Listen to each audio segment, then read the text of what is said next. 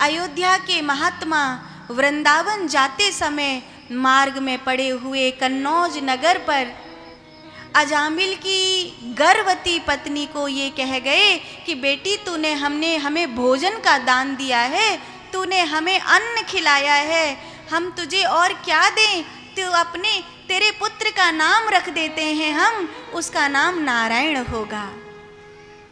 महात्मा तो महात्मा होते हैं, हमेशा दयालु हृदय सब लुटाने वाले ही होते हैं, तो उन्होंने अजामिल के पुत्र का नाम नारायण रख दिया। जब अजामिल का बेटा जन्मा और उसका नाम नारायण रखा गया तो अजामिल को नारायण में साक्षात नारायण ही दिखाई देते थे। अजामिल ऐसे तो अच्छा व्यक्ति नहीं था, दुष्ट था, पापी था, लुटेरा था, पर जब उसने यमदूतों को फांस लगाते हुए देखा, अपने मरने के समय को निकट देखा, तब उसने नारायण को स्मरण करके नारायण को पुकारा। दूरे क्रीडन्ति मासक्तं पुत्रं नारायण ह्यं प्लावितेन शृणोच्चै राजुहाव कुलेन्द्रियः। नारायण मेरी रक्षा करो, नारायण मुझे बचाओ।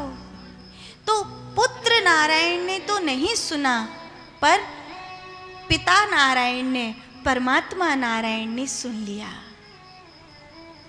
सर्वे पद्म पलाशाख पीत कौशयवाससः किरीटिन कुंडलिनो लतस पुष्कर मालिनः।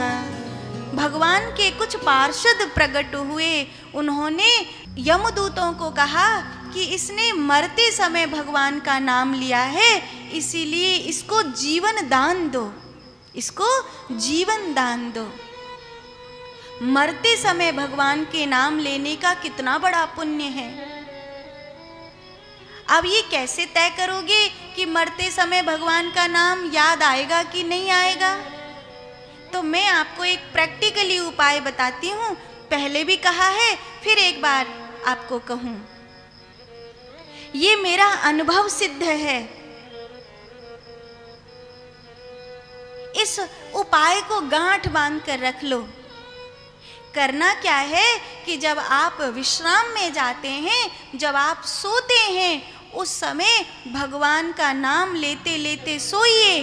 अगर नींद में जाते जाते भगवान का नाम आप लेने में सफल हो जाते हैं, तो हम आपको ये बात निश्चित करके कह सकते हैं कि आप मृत्यु में जाते जाते भी भगवान का नाम ले लेंगे। तो क्या बोलोगे? हाँ, बस इस बात को गांठ बांध के ले जाना, भूलना नहीं। भूलोगे तो नहीं, इस बात को भूलना मती। एक घटना सुनाऊं आपको। किसी माँ ने अपने बेटे का बुखार उतारने के लिए जो बुखार की गोली थी वो लड्डू में बांध के दे दी कि बेटा लड्डू के संग गोली खा लेगा, ऐसे तो खाएगा नहीं। लेकिन 1 घंटा 2 घंटा हो गए, अभी भी बुखार उतरा नहीं। तो उसने अपने लड़के से पूछा कि तूने लड्डू खा तो लिया था ना? बोला हाँ माँ, पूरा लड्डू खा लिया। पर माँ, उस लड्डू में बीच में एक घुटली सी लगी थी, वो मैंने निकाल के फेंक दी। माँ तो बेचारी सोचती रह गई कि वो घुटली खवाने के लिए ही तो पूरा लड्डू बनाया था मैंने।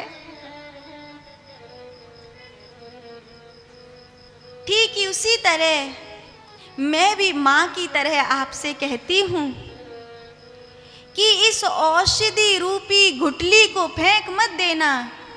ये बात गांठ बांध कर याद कर लेना। हर रात आप नींद में जाते हो, पता नहीं कौन सी रात आखिरी होगी, तो हर रात ये प्रयास करो कि आज भगवान का नाम लेते लेते सोना है, आज भगवान का नाम लेते लेते सोना है।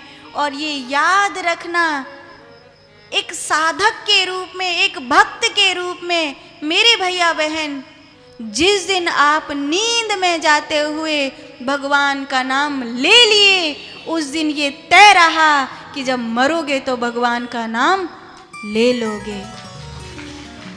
नींद और मृत्यु लगभग लगभग एक जैसी होती है, दोनों में उतनी ही बेहोशी होती है। नींद विश्राम देती है, मृत्यु पीड़ा देती है, बस इतना ही अंतर है, उससे ज्यादा नहीं। 6वें स्कंद में अजामिल के उद्धार की कथा सुनाने के बाद दक्ष प्रजापति के वंश का वर्णन किया। हवलाश सवलाश को नारद जी ने नारायण सर नामक तीर्थ पर उपदेश किया, जिससे हवलाश सवलाश सन्यासी हो गए। सन्यास डरावना नहीं है। कई लोग कहते हैं कि हम तो भगति भले हैं, हम तो भैया भक्ति मार्गी हैं, सन्यास तो हम छोड़ कर आए हैं। नहीं, सन्यास तो अंतिम है। अब कोई कहे कि भैया 10वीं क्लास हमको समझ में नहीं आई, हम तो पहली कक्षा में ही ठीक है, तो इससे पहली कक्षा बड़ी थोड़ी हो जाएगी, कक्षा तो 10वीं ही बड़ी रहेगी। तो तुम सन्यास छोड़कर अगर नीचे आ गए तो ये तुम्हारा कसूर है। पहला भक्ति मार्ग, उसके बाद दूसरा पड़ाव ज्ञान मार्ग, उसके बाद तीसरा पड़ाव वैराग्य और चौथा पड़ाव है सन्यास। यही क्रम से आप जीव से शिव होते हैं। आदि गुरु श्री शंकराचार्य भगवान की अब जन्म जयंती आ रही है। 21 अप्रैल को शायद है शंकराचार्य भगवान की, वैशाख शुक्ल पक्ष की पंचमी को शंकराचार्य भगवान का जन्म उत्सव मनाया जाता है। और शंकराचार्य भगवान ने जीवन के अंतिम मार्ग को दिया है, जो भय नहीं है, जो उत्सव है, जो उत्सव है। सन्यास उत्सव है। हवलाश सवलाश वैरागी हो गए। इसके बाद दक्ष प्रजापति के कन्याओं का वर्णन किया गया और इसके बाद देवताओं के द्वारा वृत्तासुर को मारने के लिए जो नारायण कवच पढ़ा गया था, उस नारायण कवच का वर्णन किया गया।